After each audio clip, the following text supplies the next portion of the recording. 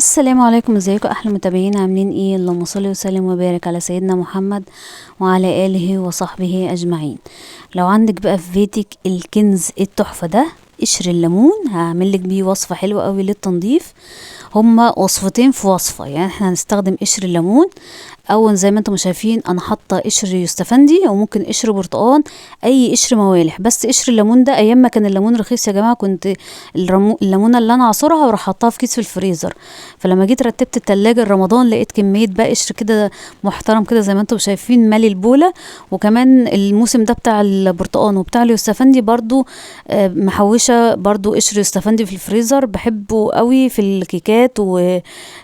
لو عملت بيه في الكيكة او ايا كان، يعني اي حاجة فيها بيض بيمنع الزفارة زيه زي الفانيليا كده بالظبط. فانا جمعت بقى اي قشر موالح عندك، وعلى فكرة في ناس بتخلله، مش شرط ان احنا نعمل بيه الوصفة بتاعة النهاردة بتاعة التنظيف. حطيته كده في حلة ومليت عليه مية، وهسيبه ان هو يتسلق لغاية ما يتهري تماما، يتسلق خالص لغاية ما يتهري. هقول لكم مين اصحاب الوصفه، اللي هم وصفتين في وصفه. هقول لكم مين اصحابها بس واحنا بنعملها زي ما انتم شايفين. هبتدي ان انا اغليه كده لغايه ما يتهري تماما. انا هوريكم بس. الليمون عندي، اجيب لكم ليمونه اهي. بصوا، مهرية خالص. انا عايزه كده، انا عايزاه ان هو يتهري تماما، وهو خد وقت. وعايزه اقول لكم خلى ريحه المطبخ، ريحه الميه الليمون دي يا جماعه فظيعه. والله العظيم خلى ريحه المطبخ حلوه قوي، ريحه الليمون تحفه. صفيته وخدت الميه بتاعته، الميه قسمتها على بولتين. ويا ريت الحاجات اللي تستخدميها يا اما بلاستيك يا اما خشب. بولة زي ما انتم شايفين هحط فيها اللي انا بحطه الابيض ده اللي على الشمال. ده يا جماعة صودا كاوية، او قشور تسليك البلاعات. مش عارفه هي ليها ايه ده، كذا اسم في كذا دوله عربيه. انا كان عندي مش تمن، مش 125، لا النص التمن، اقل من نص التمن كمان. بس للاسف يعني كان معايا مش مظبوط قوي. يعني المفروض ان انا لما اجي اقلبه كده في الميه يطلع ابخره، هو سخن وتفاعل، بدليل ان هو شايفين قوامه تقل ازاي. انا حطيت كل الكميه اللي عندي، بس كان مركون بقاله فتره ولقيته عمل ميه فاستخدمته خلاص. بس هو المفروض يطلع ابخره كده، خلي بالكم ريحته كريهه شويه، فيا ريت تبعدي نفسك عنه. بالنسبه للطبق التاني انا حطيت فيه تقريبا معلقتين كبار من النشا، وهبتدي ان انا اقلب الميه. زي ما قلت لكم الميه دي الميه اللي انا صفيتها من الليمون اللي اتسلق، يعني دي ميه سلق الليمون او قشر الليمون. تمام، هحط فيها كده معلقتين من النشا، وانا عماله بقلب في البوله اللي على الشمال دي عشان تبرد شويه، لان لقيت البوله سخنت مني. وبص بحط ايدي كده لقيتها بتطلع ابخره سخنه. وكتلت كده وتخنت كده زي ما انتم شايفين. طبعا ده السر بتاع التنظيف. سبتها لما هديت تماما تماما، عشان الاتنين ما يتفاعلوش كده مع بعض. وابتدي ان انا انزل بالميه اللي فيها النشا على الميه اللي فيها البطاطس. تمام. فهبتدي ان انا كده اقلبهم. والويسك البلاستيك ده انا ما بستخدموش، فما تستخدموش حاجه ستانلس عشان هتغمق معاكم. وعماله اقلب بالويسك، ونزلت بربع ازازه من الخل، او انزلي بخل لغايه ما يخف معاكي، لغايه ما يديك القوام اللي انت عايزاه. تمام، عماله اهو بقلب. الحاجات اللي احنا هنحطها دي بقى هي دي اللي هتفيدنا في التنظيف وتدينا رغوه حلوه قوي كده في التنظيف. ما عنديش كربوناتو، فهبتدي ان انا احط تقريبا معلقتين كبار من البيكنج باودر. بس هو المفروض يتحط كربوناتو ويتحط ملح ليمون كمان، بس انا ما كانش عندي ملح ليمون الصراحه. اكتر حاجتين نسيتهم وانا جبت طلبات رمضان، الملح ليمون والكربوناتو، دول اساسي في البيت محدش ينساهم. هبتدي ان انا اقلب. يبقى احنا كده حطينا خل، وبعد كده حطينا الكربوناتو برضو معلقتين كده كبار. وهبتدي ان انا انزل بكوباية من الصابون المواعين اللي هو السائل زي كده، بس زي ما انتوا شايفين هو مركز مش مخفف. يعني انا حطيت معيارين صغيرين دول بمقام كوباية، تقريبا بمقام كوباية اللي هي بتبقى 200 ملي. ماشي كده. وبرضه انا عماله بقلب بالويسك، وكل الحاجات اللي انا بستخدمها اكرر تاني بلاستيك. وهبتدي ان انا انزل بمعيار من مسحوق الغسيل اليدوي. يا ريت مسحوق غسيل يدوي عشان يرغي معايا، مش اوتوماتيك. لو تعرفين الاوتوماتيك ما بيبقاش فيه رغوه. شايفين الجمال؟ عماله بس بقلب.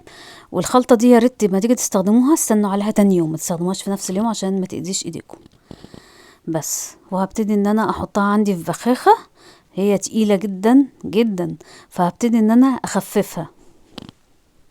حطيتها كده في البخاخة وهكمل الباقي خل اهو، هكمل الباقي كده خل زي ما انتم شايفين، عشان تعرف تعمل معايا من البخاخة، ما ان هي ما طلعتش اوي الصراحة من البخاخة. قسمتها على بخاختين، ادي البخاخة كده دي التانية اللي هي السودا دي، واخفها بكلور.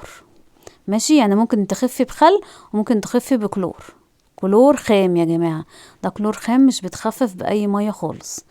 دي بقى طبعا الخلطة اللي فيها الكلور انا ممكن اعمل انضف بيها الحمام، والخلطة اللي فيها الخل ممكن تستخدميها كتعقيم وتنظيف للبوتاجاز وللحوض، وهنجربها مع بعض اهو.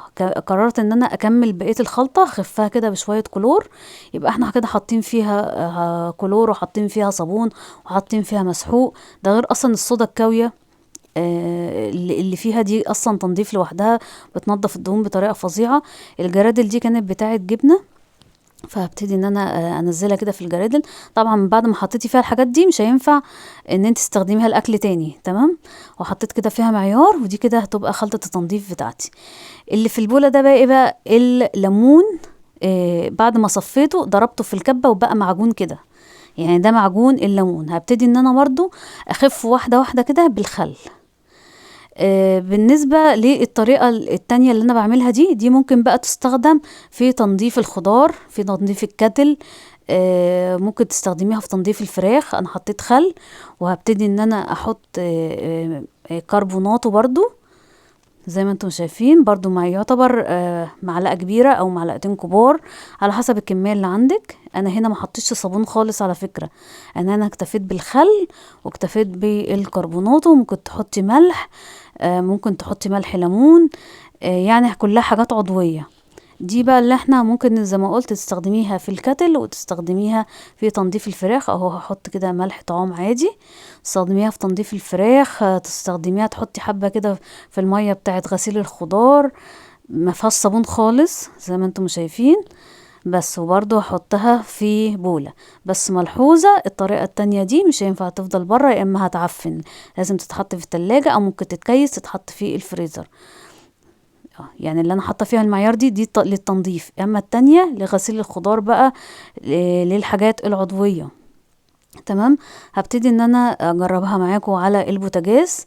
دي اللي هي الخلطة اللي فيها الصودا الكاوي، انا حطيتها كده على البوتاجاز، وهبتدي ان انا بستخدم على فكرة ليفة، بس ليفة بسلك مش ليفة ناعمة ومش سلك، يعني هي ليفة خشنة شوية. وهبتدي انضف فيها البوتاجاز، هوريلكم اللمعة بقى بتاعة الستانلس هتبقى عاملة ازاي. يعني شلت كده العيون وعمالة ادعك كده حواليها، بيشيل كل حاجة يعني، وبطريقة سهلة كمان. يعني لو عندك دهون كده عنيدة هتلاقيه يشيلها معاكي بإذن الله بسبب الصودا الكاوية. وانا بستخدم ايدي يا جماعة وما بيخشنش الايد ولا حاجة. انا استنيت تاني يوم لما التركيبة هديت. شايفين النور بتاع الشباك عاكس عليه ازاي. وادي كمان الحوض هنجربها على الحوض الستانلس برضو نفس الكلام، بس انا استخدمت هنا سلكة. وهبتدي ان انا ادعك الحوض، وهوريلكم ازاي هو بيرغي، لان احنا طبعا انتوا عارفين حاطين عليه ايه صابون وحاطين عليه مسحوق، فانت مش محتاجه تحطي صابون بقى، هو كده منه فيه. منتهى التعقيم، منتهى الجمال. استغلنا حاجه كانت بتترمي، قشر الليمون ده كان بيترمي عندنا. الخلطة بتاعة الليمون اللي انا عملتها دي بتاعة شيف سارة عبد السلام. اما الخلطة اللي فيها الصودا الكاوية دي لقيتها على اليوتيوب. دي مش خلطتي يا جماعة، دي انا بس مش فاكرة اسم القناة، يعني الحقيقة يعني مش فاكرة اسم القناة، يا اما كنت قلتها. يا رب يكون الطريقة عجبكم، وان شاء الله اشوفكم في فيديو جديد. ما تنسوش تدعموني باللايك والشير والسبسكرايب. السلام عليكم.